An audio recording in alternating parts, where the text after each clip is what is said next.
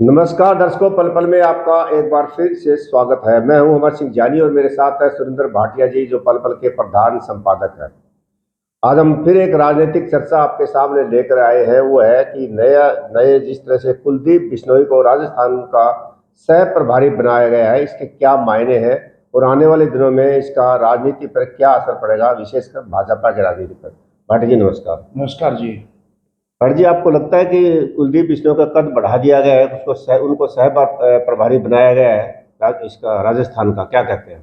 ऐसा है जी, भारतीय जनता पार्टी में अब कल्चर बदल रहा है। आरएसएस की जो पृष्ठभूमि है उसको पीछे छोड़कर जिनकी जरूरत है उन नेताओं को यानी जिम्मेवारी जिनके पीछे वोट बैंक है। जिनके जिनकी जरूरत, वो जरूरत राजनीति में उन्हीं की होती है जिनके जिनके पीछे वोट वोट बैंक होता है। सबसे पहले पंजाब में सुनील जाखड़ को बनाया गया और कुलदीप बिश्नोई जो कांग्रेस पार्टी अभी पिछले लगभग एक साल पहले छोड़कर आए थे, उन्होंने राज्यसभा में कांग्रेस पार्टी के उम्मीदवार के विरुद्ध मतदान किया था। उसके बाद उन्होंने रिजाइन किया और पिछले लगभग 10 महीने के अंदर अंदर उन्हें एक बहुत बड़ी जिम्मेवारी भारतीय जनता पार्टी में दी गई है। और वही बात है, ज़रूरत के अनुसार और वोट बैंक को देखते हुए उन्हें सह प्रभारी बनाया गया राजस्थान का। और राजस्थान का सह प्रभारी बनाए जाने के पीछे भी भारतीय जनता पार्टी की एक कैलकुलेटेड मूव है। इसको क्या मानते हैं कि जिस तरह से उनको राजस्थान का सह प्रभारी बनाया गया, तो कहीं न कहीं जो बिश्नोई वोट है, चाहे राजस्थान में हो चाहे हरियाणा के अंदर हो, क्या उनको लिए स्पेशली उनके लिए उनको भेजा गया है वहाँ पे? ऐसा जी, एक बात माननी पड़ेगी, बिश्नोई मतदाताओं पर एक छत्र राज अभी भी भजनलाल परिवार का है, क्योंकि उन्होंने अपने मुख्यमंत्री काल में बिश्नोई समाज के लिए जो किया है जी जी जी, वो एक अनुकरणीय है किसी भी समाज के लिए।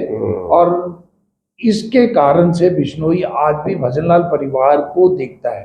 अगर उसके भजनलाल परिवार की आज कद बढ़ाया गया, जैसे कि भव्य बिश्नोई को पहले आदमपुर से टिकट दी गई, और ये भी हो सकता है राजस्थान चुनाव से पहले पहले भव्य बिश्नोई के लिए जगह बनाई जाए और हरियाणा मंत्रिमंडल में शामिल कर दिया जाए।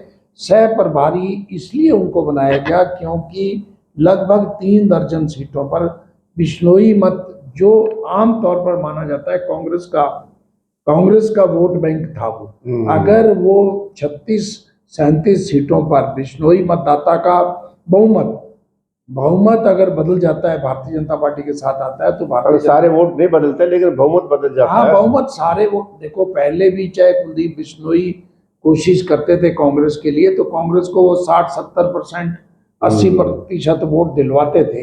हो सकता है भारतीय जनता पार्टी को पहले बिश्नोई समाज का 20% वोट मिलता हो, अब अगर वो 50% भी मिलता है, तो जो मार्जिन वाली सीटें होती हैं, जो 5000 से कम वाली सीटें होती हैं, वहां पे वो हार को जीत में बदल सकते हैं।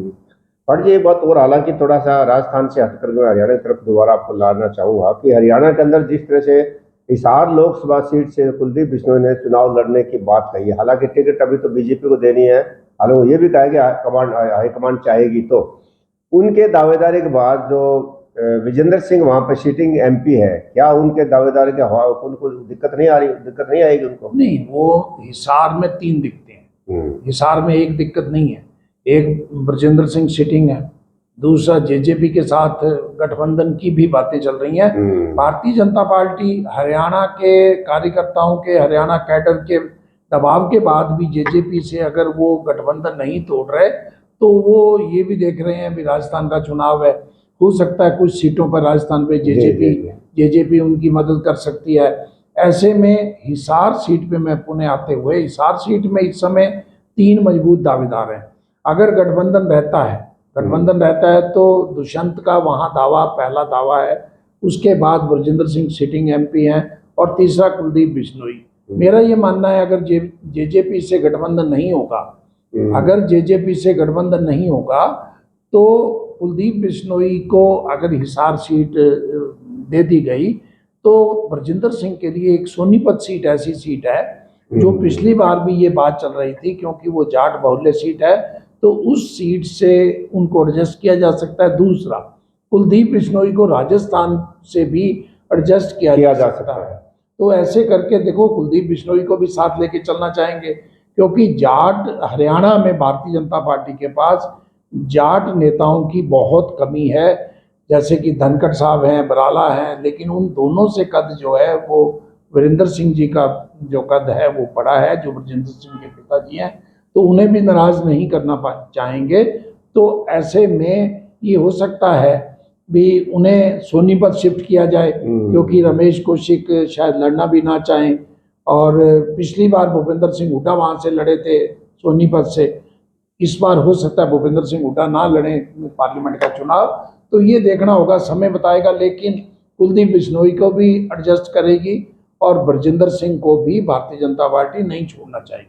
थैंक यू भाटिया साहब। तो ये भाटिया जी, ये साफ कहना है कि जिस तरह से कुलदीप बिश्नोई को सह प्रभारी बनाया गया है, ये कहीं न कहीं वोटों की खातिर, यानी बिश्नोई वोट की खातिर भाजपा ने ये अपना दाव खेला है, या कह सकते हैं उनको ये सह प्रभारी बनाया गया ताकि ज़्यादा से ज़्यादा बिश्नोई समाज के वोट उनको मिल सके, हरियाणा में भी और राजस्थान में भी। नमस्कार।